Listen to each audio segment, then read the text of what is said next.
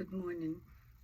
Sorry, my voice is not good and I don't even talk much, but excuse me.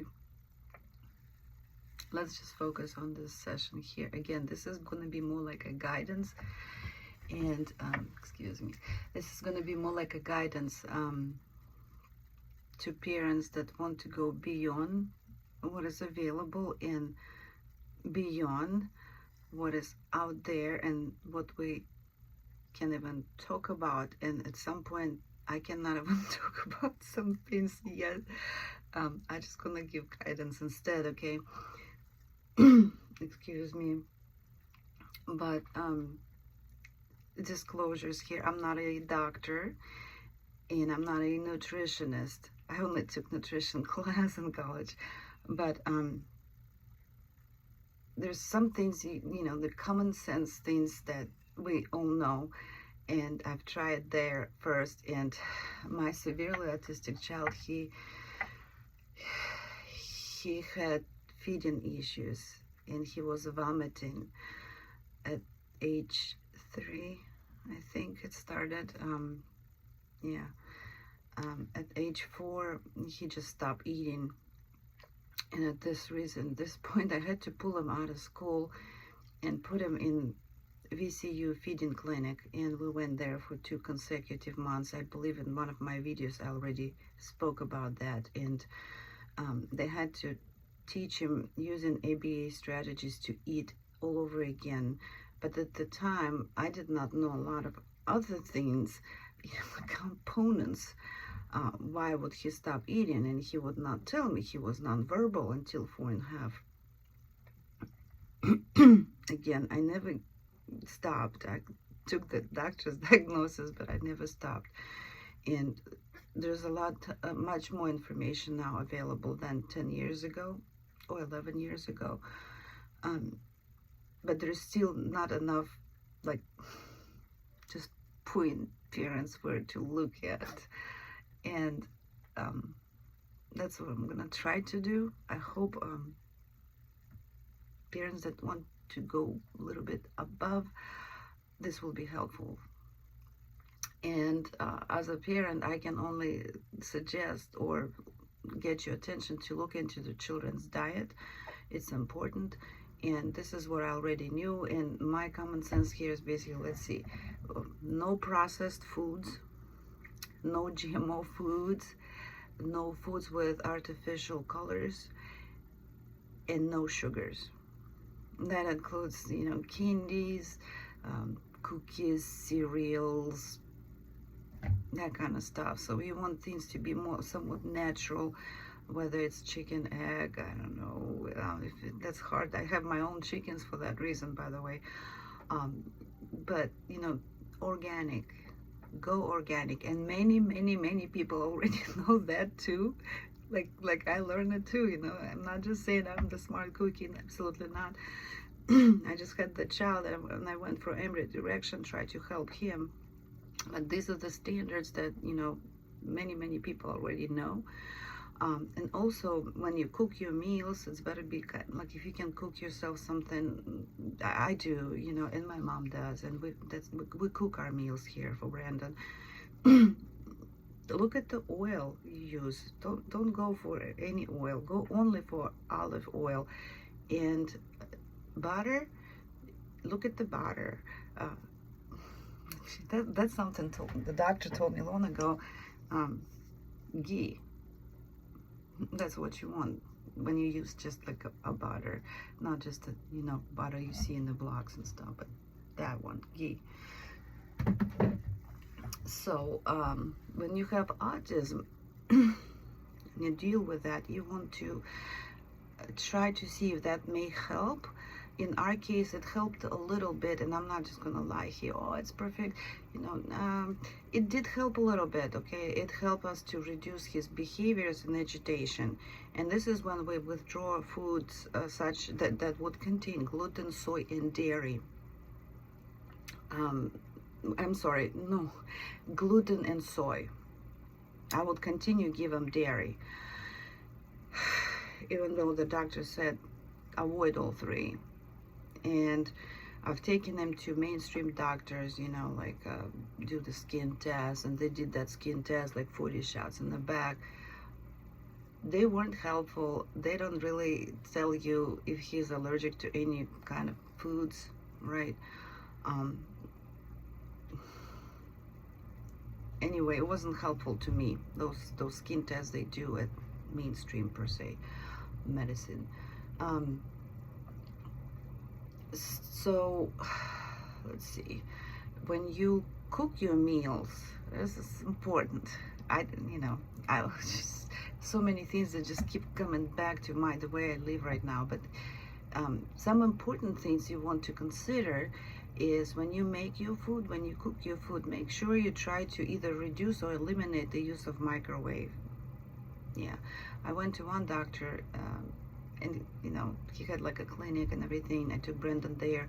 He didn't even have a microwave, and there was a reason for that. And I guess I can tell you that, but I did went to see Dr. Buttar, Dr. Rashid Buttar, and unfortunately he died a little over a year ago, I think.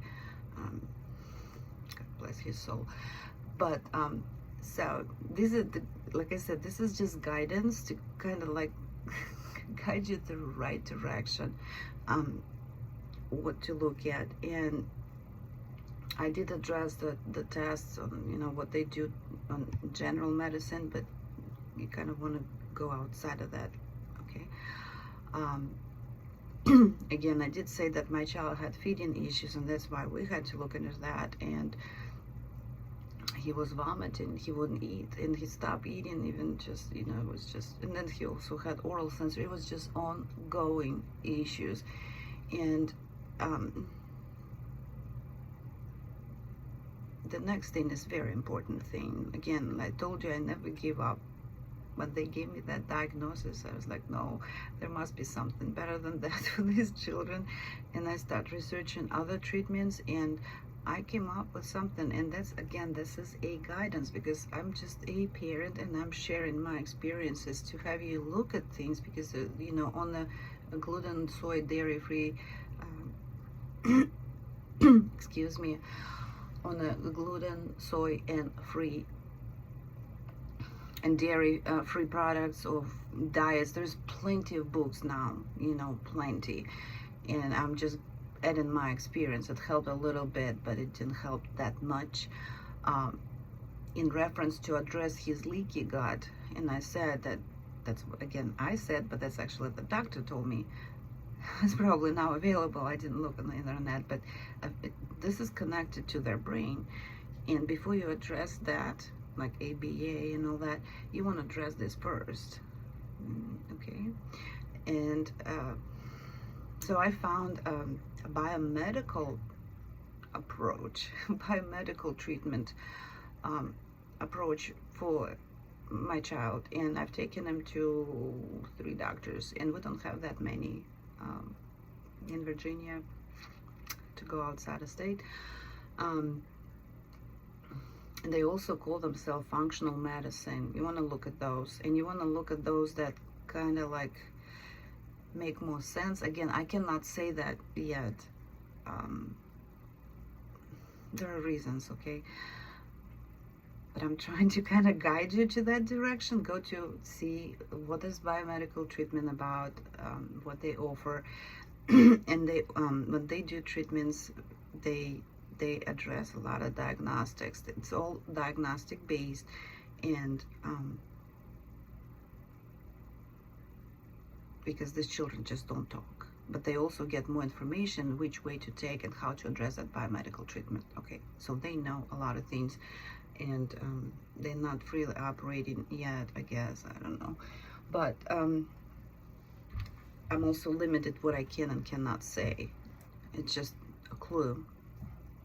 And when you try to figure out your child that doesn't talk to you, you'll figure out what I mean. Let's see. So when we went to my biomedical doctor, and the doctor ordered this test, and I'm gonna show this to you. It's called Intel XX DNA, and we did this about 2 years ago. So you can go and possibly maybe look on their website. I hope it stays. This is their website. And this is the test we did. It's based on, basically genome composition of my child, how it's been made. It's expensive test. It's over $1,000, maybe more now. But it's new on the market. Many doctors don't even know about that test. So if you even go, biomedical doctors probably all do, but other ones may not, and probably not even covered by Medicaid or any other commercial insurances. So it's kind of out-of-pocket expense when you go outside of mainstream treatments and such. And this is a 120-page test. And that test told me, and well, my doctor and me, that my child is absolutely intolerant to dairy. And I continue giving him dairy, because when the first doctor told me don't give him soy, gluten, and dairy, I thought, well, dairy, he was still taking Pediasure, milk-based, dairy stuff, sugar stuff. I made a lot of mistakes. That's why I'm here to help you a little bit to kind of override that and go the right direction. And he was absolutely intolerant to dairy, and that would cause him grow bacteria in his gut and everything. And oh my gosh, we stopped giving him all kind of like cheese. He would get like only cheese, I think, because I already didn't give him ice cream, that kind of stuff. But I would give him cheese because I thought, protein and stuff. But no. So we had to exclude dairy, and he's started getting a little better. And there's other things that I could not do without biomedical approach that would be, they do more. They address leaky gut, and sometimes in our case, just the diet itself was not good enough. We had to address that leaky gut, and we did a lot of herb approach treatment, and that's why I need that doctor, because he just cannot do it. And I cannot talk about this for two reasons. One is because I'm not a doctor, the other one because the doctor has to do it for you to figure out where your child is. But the doctor also will figure out supplements, like, we still have that, we still take that, and then we take that. And oftentimes you want to buy this at a good manufacturer, because if you go buy the, some like, I don't even know if Walmart has it, but if you buy some like supplement in Walmart, more likely it's a very low quality. So these doctors have the key. The biomedical doctors, they know what to buy, where to buy, and the dose. And that's why you cannot do this by yourself. Absolutely not. There's another thing that my child takes, and there's a dose for that too. So that's why you want to address leaky gut. Even, the diet may help reduce some behaviors and pain that they have, and they cannot tell you that. But it also, the doctor will determine the supplements, and I'm giving him vitamins, I'm giving him minerals. There is, however, one item I want you to look at that I'm giving my child still, and it was recommended by the doctor. This is also a new product. This one, a Neuromotin, and it does help a little bit my son too. That's probably why some of that is ABA and some of that is that, because of the memory. So I look into these things again. I'm just here just trying to just kind of like move you the right direction. There's a lot of things I just really cannot talk about, but you want to address diet first, and I said as default, no gluten, no soy, no dairy. But it's just only like one step out of the two. Then you need to address and treat that leaky gut, and you cannot do this yourself. You have to find that doctor that does it, and it's better be a good doctor that they know how to address it, that they work specifically with autism or pediatric autism per se. And again, there's very few of them too. Like I said, I had to go drive out of state to find my doctors. So that's why you see my severely autistic child being like all over the place, but at the same time, we start seeing a lot of improvement in his brain functioning. Like he can go to extreme. He's still very severely like steamy and non-verbally, but at the same time, he will, if I, I'm gonna do this video later, maintenance. I would give him a blank USA map with all the states, and he would put the states, which one where, which is typical adult will not be, many typical adults will not be able to do so. There you go. I hope I've been helpful. I hope I'm giving you some rather guidance or directions that some parents may not know. Look at that diets, no gluten, no soy, no dairy, and also look at a leaky gut. Other keys you will be able to find when you find that biomedical doctor. Okay, again, I hope I said what I could say, and talk to you soon.